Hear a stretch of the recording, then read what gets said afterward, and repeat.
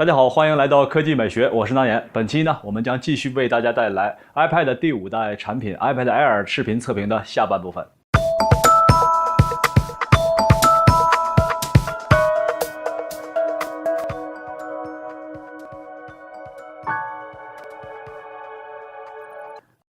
那在上一集当中呢，我们主要分析了大家在微信留言当中比较关心的几个问题，包括屏幕表现阴阳屏的问题，以及在拍照方面的表现等等。那在今天这期节目当中呢，我们会着重的和大家分析 iPad Air 在系统方面的表现，以及电池续航等等大家关心的问题，还会和大家一同来分析一下为什么选择 iPad。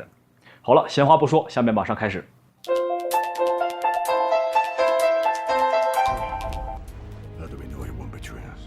好，下面我们首先来看视频播放。iPad 系列采用的呢是4:3的屏幕比例，这虽然符合 iTunes 上的收费电视节目的比例呢，不过在播放大多数电影视频时都没有办法满屏的，那有比较大的黑边，这点还是有一点遗憾。苹果设备自带的视频播放器呢支持格式有限，主要对于 MP4 和 QuickTime 格式支持的比较好，那这也是苹果商店主要提供的2种格式。我们建议大家呢使用一些支持更多格式的第三方播放器，像 OPlayer 或者 AV Player 等等很多了。在解码能力方面呢 1080p 没有任何压力，一些新进的 4K 视频呢也可以顺利播放。当然一些超高码率的 4K 视频呢播放起来掉帧还是有的。总之呢，较好的解码能力和出色的可视角度呢，使得 iPad Air 能够比较好的满足大家一起看视频的需求。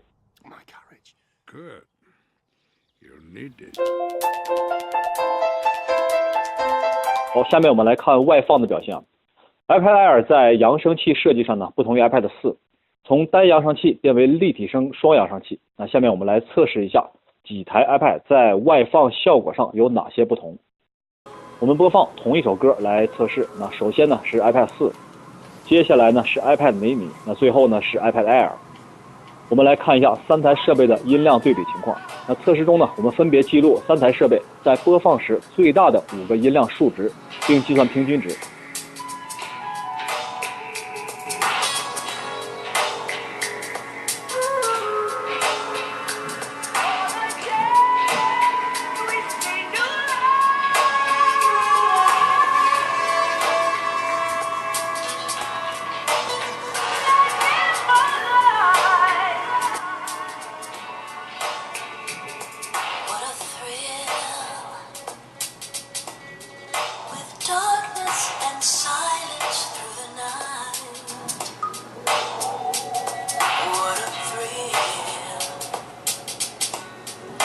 我们来看对比图表。如果仅看数值的话呢，差别并不明显。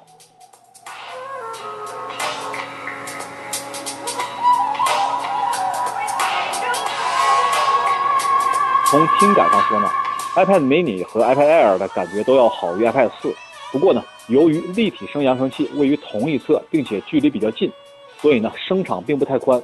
相对于 iPad 4的提升呢，并不是根本性的。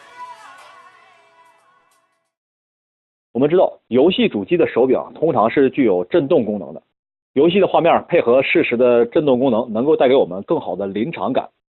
iPhone 是有震动功能的，那当然了，平板电脑呢是一直没有加入震动功能的。不过呢，这次 iPad Air 有一点不一样。那下面我们来一起测试一下 iPad Air 的震动功能。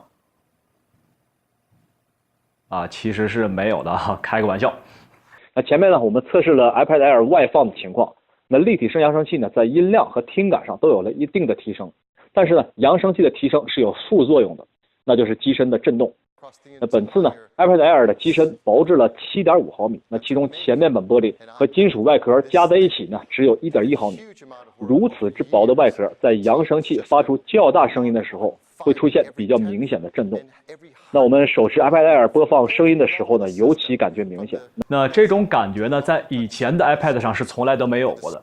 怎样才能把这种震动的情况呈现给大家呢？我想了很久，一起来看我们的实验。请大家注意，这个实验有危险，请不要轻易尝试。我们首先将 iPad 放在地上，装满一杯水，将它放在 iPad 4的上面，以最大的音量播放音乐。那请大家注意杯中水的水面情况。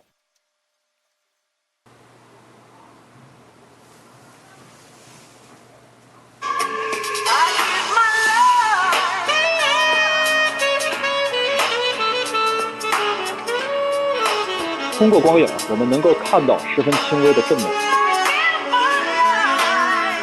并不明显。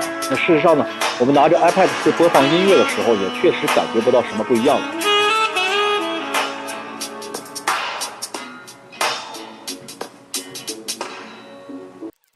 接下来我们测试 iPad Air， 那同样是这杯水，来看水面的情况。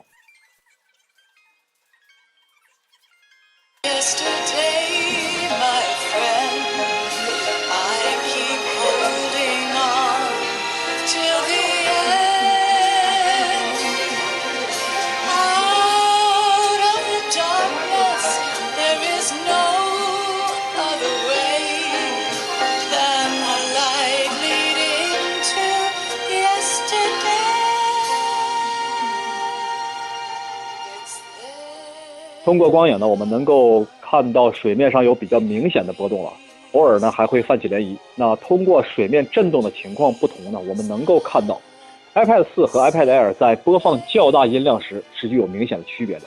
那这显然是双扬声器以及超薄机身共同带来的副作用。那当然了，对于一些人来说呢，也许不算是很大的问题啊。那不过在这一点上呢 ，iPad Air 感觉上似乎不如它的前辈们那么坚固。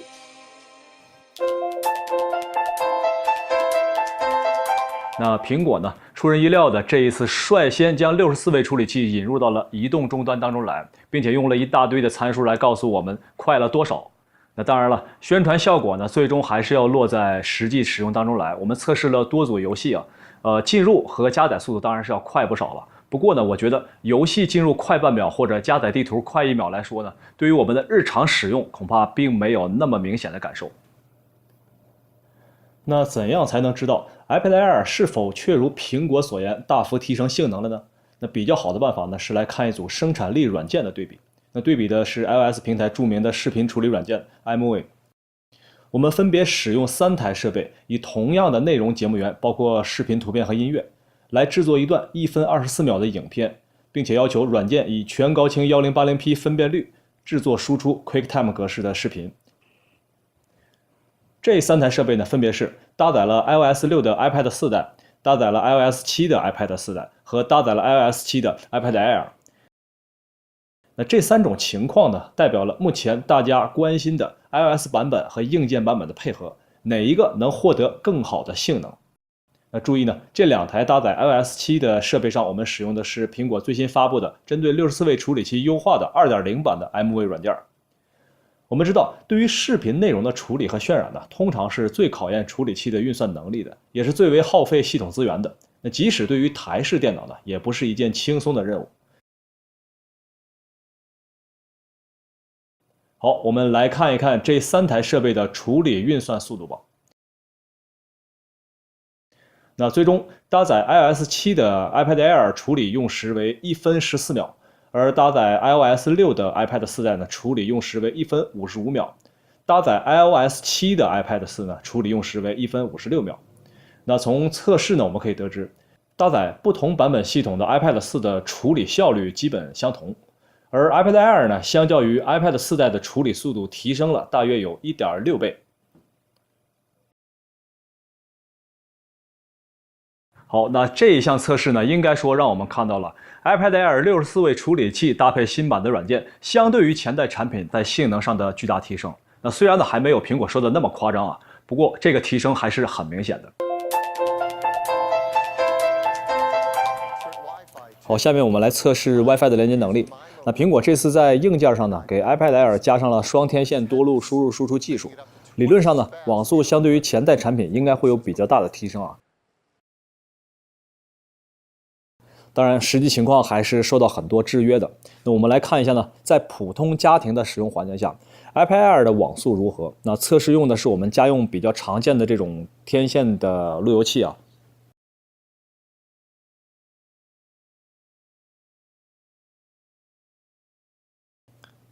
我们首先打开一些网页，那 iPad Air 的加载速度呢，通常是会快一点点，但不是很明显。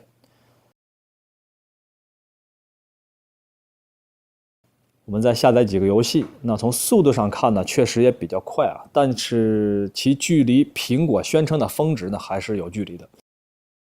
当然了，这是受网端限制的。那不过有一点还是很明显的，就是当2台设备呢处于同一网络的时候 ，iPad Air 的抢占宽带的能力更强。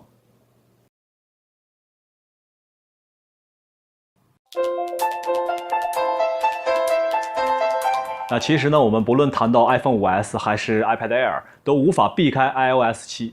那这个 iOS 系统发布以来最重要的一次更新呢，是和硬件系统相辅相成的，会直接影响到我们对于苹果新产品的感受。在很多朋友第一时间买到 iPad Air 之后呢，普遍反映的一个问题就是返回桌面卡顿，而且相当普遍。我们来看实际情况。好，那大家注意呢，在桌面图标收拢的一瞬间呢，我们的确能够感到一丝卡顿啊。那以前要在 iOS 设备的桌面层级找到卡顿的情况是很不容易的，除了全局搜索。而这一次呢 ，iOS 7对于全局搜索的调出速度进行了修正，也确实快了很多。那 iOS 7呢，解决了以前全局搜索卡顿的问题，却又带给我们一个新的卡顿问题啊。网友们呢，甚至一些苹果店员们给出的解决办法呢，是关闭动画效果。好吧。那我觉得解释是多余的，这种问题就不应该出现在苹果的系统当中。尽管呢，商家会说这是 iOS 系统的问题，而不是 iPad Air 硬件的问题。不过，在 iPad 上面，我们并没有第2个系统可以选择，所以这就是苹果的问题。那目前的系统版本已经到了 7.04， 苹果也应该解决了。新系统带来的问题呢，还远远不止细微卡顿这么简单，最主要的还是软件的兼容性问题，比如我们非常常见的 QQ。那在调用摄像头进行视频通话时呢，会出现花屏的情况。我们测试了几台设备，均是如此。那当然呢，你可以说这是系统升级的问题，不过我们以前真的没见过。还有呢，最近比较火爆的天天跑酷啊，同样能够看到比较明显的卡顿问题。那经过实测呢，是因为开启了手势操作 Assistive Touch， 那关闭之后呢，确实要好很多了。那问题是呢，在装载了 iOS 6的 iPad mini 上，即使我们开启了 Assistive Touch， 游戏同样运行的很正常，没有丝毫的卡顿。那苹果会说呢，这是软件商的问题，而软件商则会说这是 iOS 7的问题，但这都是商家的问题。我们作为最终的消费者呢，在现阶段确实没有得到完美的使用体验。那在 iOS 7发布之后呢，有不少网友对我说呢，苹果是不是在作弊呢？之前设备用的 iOS 6非常的流畅与顺滑，但是在升级到 iOS 7之后变得非常的卡顿。苹果是不是在故意降低老设备的性能而为新设备铺路呢？那大家看了我们上述对于 iPad Air 的详细测试之后呢，应该会得出，现阶段不仅仅是老设备，即使搭载最新设备的硬件呢，也无法避免卡顿与兼容性不佳的问题。那要知道呢，即使当年从 iPhone 4S 到 iPhone 5的分辨率重大改变呢，也没有带来如此多的兼容性问题。看来苹果真的要抓紧完善了。当然，我还要额外说一点，如果苹果能够提供对老设备的自由和安全的降级的话，那就更好了。怎样才能加入科技美学的公众微信呢？我们打开微信，选择通讯录，点开订阅号，点击右上角的加号，在查找公众号的框中呢，输入科技美学，看到那个熟悉的图标了吗？点击就可以加入进来了。如果你不嫌烦的话呢，还可以将科技美学的账号添加到你的桌面。在科技美学的公众微信账号呢，有关数码的任何问题，你都可以向我提问。每天呢，我都会以语音的形式回答大家的问题。平板电脑的电池续航呢，其实是很重要的。前几代产品的表现其实都不错。那这一次呢，根据数据显示 ，iPad Air 的电池容量呢，相较于 iPad 4减少了近10%，性能提升，电池容量却下降了，难免让我们担心。那下面我们来实测一下。首先呢，我们来看充电时间。我们对比的对象呢，当然还是 iPad 4和 iPad mini。那充电器呢都是原厂的。来看充电耗时的情况，和预想的一样啊，充电功率不变，电池容量减小之后呢 ，iPad Air 充电时间有所减少，一般呢在4个半小时多一点。在平板电脑中呢，目前处于中档次的水平。下面呢，我们来看电池续航的情况。那对于平板电脑来说呢，其使用习惯和智能手机有很大的不同。如果说在手机上呢，我们更多的是用零散的时间进行游戏、电影等方面的娱乐活动，那么在平板电脑上，完整的欣赏电影、长时间的进行游戏就是很正常的使用情景了。那我们下面呢进行5项日常使用测试，每项测试1小时。测试内容呢，首先进行1小时的大型3D 游戏测试，而后呢是网页浏览，观看在线美剧1小时，那观看本地全高清视频1小时，而后呢再用外放播放音乐1小时，最后呢是关屏待机1整晚。那经过3轮24小时的完整测试呢，基本上每轮 iPad Air 的剩余电量呢都在50%以上，也就是说，日常使用中呢，中等强度下2至3天的续航是没有问题的。在电池容量大幅减少、性能又大幅提高的情况下呢 ，iPad Air 的续航并没有减少，反而稍有增加。那苹果是怎么做到的呢？答案在屏幕。那根据权威调查机构 IHS 的拆解发现呢，前2代 iPad 都使用了84个 LED 灯，用于照亮 iPad 这块9.7寸的屏幕，而 iPad Air 呢，仅仅使用了36个，不到一半的照明灯数量呢，不仅大大减轻了屏幕部分的重量，也极大的降低了整机的功耗。那当然啊，光源减少呢，就必须提升单体亮度，或者使用新技术，比如光学薄膜来达到保证屏幕亮度的整体表现啊。那总之呢，不论苹果用了什么样的办法， iPad Air 的电池续航能力在目前看来是比较令人满意的。为什么是 iPad？ 那有很多朋友都这样问过。的确，现在的平板设备呢有很多。那在科技美学的公众微信呢，每天都有很多朋友问该选哪一款平板电脑。那我的回答通常是呢，如果你平常主要是看一看电影、浏览一下网页、玩一些比较流行的游戏的话，那安卓平板呢显然更加符合你的性价比需求。那如果你需要的是全方位的应用和娱乐体验的话呢，你的选择只有 iPad。这并非是因为硬件，而是因为 iOS 的生态系统。我们举一个简单的例子，那利用数码产品涂鸦绘画呢，那之前我在索尼的 Xperia Z Ultra 和三星的 Galaxy Note 3的测评当中都曾经演示过。那不少朋友问，这个是什么软件画的？那是一款由 iOS 平台移植到安卓平台的，由 Autodesk 公司所推出的绘画软件 Sketchbook。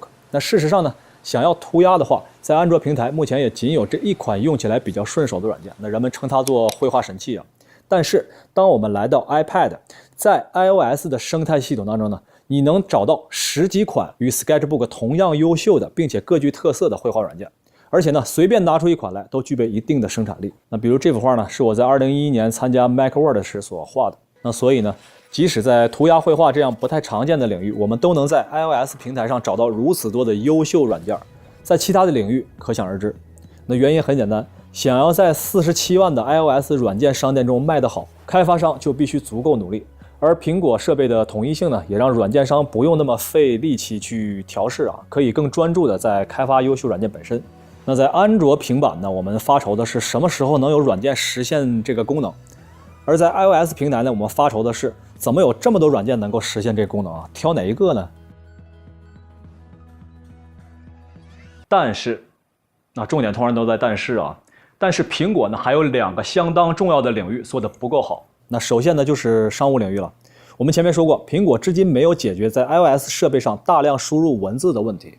虽然呢 Siri 现在的识别率已经相当不错了，不过效率呢仍旧无法与键盘相比。那显然，移动办公领域呢，微软自家的 Surface 以及众多搭载 Win8 的平板呢，凭借着其内置的 Office 组件以及键盘等明显优势，为大量商业和政企用户呢带来了完整无缝的桌面办公体验。那第二呢，就是在教育领域 ，iOS 原生不支持触控笔，但一个学生假如没有笔的话，那你很难要求 iPad 能够为他的学习呢提供更多的帮助。那好吧，这次是 iPad Air， 那根据苹果的命名习惯呢，也许下一次是 iPad Pro。那希望到时候能够解决这些遗憾吧。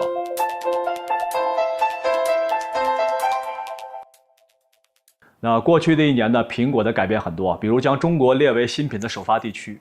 那从过去1年呢 ，iPad 4代与 iPad mini 之间的销量对比，我们可以预判到的，本年度 iPad Air 和 iPad mini 第2代之间呢，恐怕还是 iPad mini 第2代更胜一筹啊。不过，由于 iPad Air 的重大改变呢，使我们觉得 iPad Air 在销售成绩上肯定会超越它的前辈 iPad 第4代。那乔布斯认为呢 ，9.7 寸是平板电脑的最佳尺寸。的确，在这个尺寸下呢，我们能够获得比较好的软件应用体验。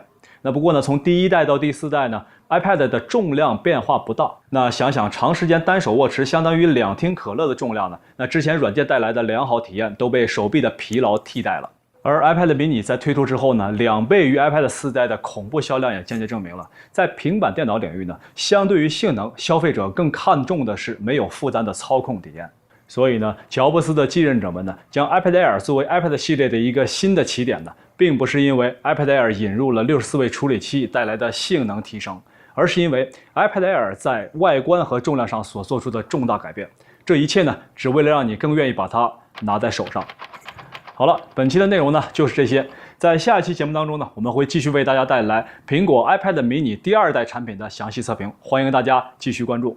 想看到更多客观真实的数码产品测评呢，你只要搜索科技美学就可以了。当然，你也可以加入科技美学的公众微信，每天我都会在这里回答你的问题。好，这里是科技美学，我是那言，我们下期再见吧。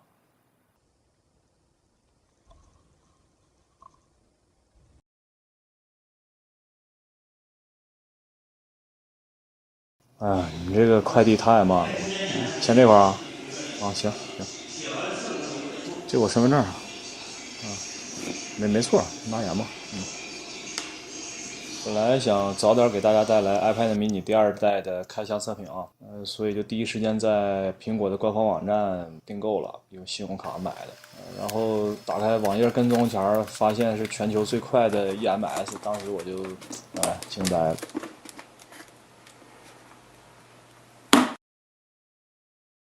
啊，好险，不是砖头，不是砖头。